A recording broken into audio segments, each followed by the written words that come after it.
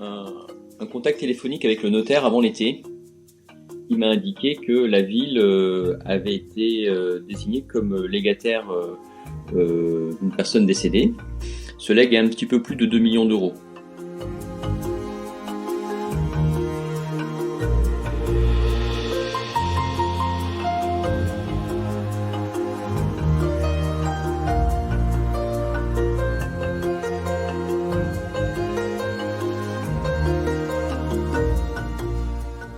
Non, je m'y attendais pas du tout, parce que c'est assez rare quand même, hein.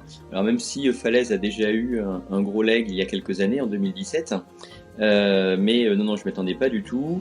Alors c'est à la fois donc de la surprise et puis très vite une certaine responsabilité, en se disant voilà, il va falloir qu'on se montre digne du geste de générosité qu'a porté la personne qui nous a légué son patrimoine. Ça faisait quasiment 20 ans qu'elle habitait à Caen, à 20 minutes au nord de Falaise.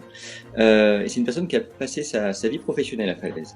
Elle était commerçante et ça marque, et tout comme la personne qui avait fait un leg en 2017, ce sont des personnes qui ont été viscéralement attachées à leur ville, puisque même une fois l'avoir quittée, plusieurs dizaines d'années après, eh bien, se souviennent encore.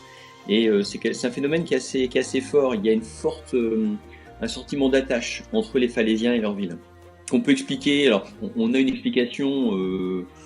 Elle vaut ce qu'elle vaut, hein. Mais Falaise est une ville qui a été bombardée pendant la Seconde Guerre mondiale, qui a été rasée à 80% en 1944, et ces personnes ont vécu la reconstruction de Falaise. Et c'est peut-être c'est peut-être cet élément qui fait qu'il y a ce sentiment d'attache fort. Ce que je vais proposer aux élus à la sortie de l'hiver, c'est peut-être de mettre 1 million d'euros de côté. Et sur le million qui reste, j'ai identifié 5 pistes, et c'est là-dessus que j'aimerais que les élus travaillent. Il y a le patrimoine, parce qu'on a un patrimoine bâti qui est assez important à Falaise, la jeunesse, le sport, parce que c'est une ville qui est très sportive et on a pas mal d'infrastructures sportives à remettre à niveau.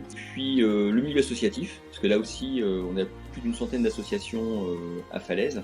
Et puis peut-être travailler sur l'adaptation de la ville aux circulations douces, tout ce qui est trottoirs, pistes cyclables. C'est un geste de générosité qui est qui est immense, hein, et il faut s'en montrer digne, quoi.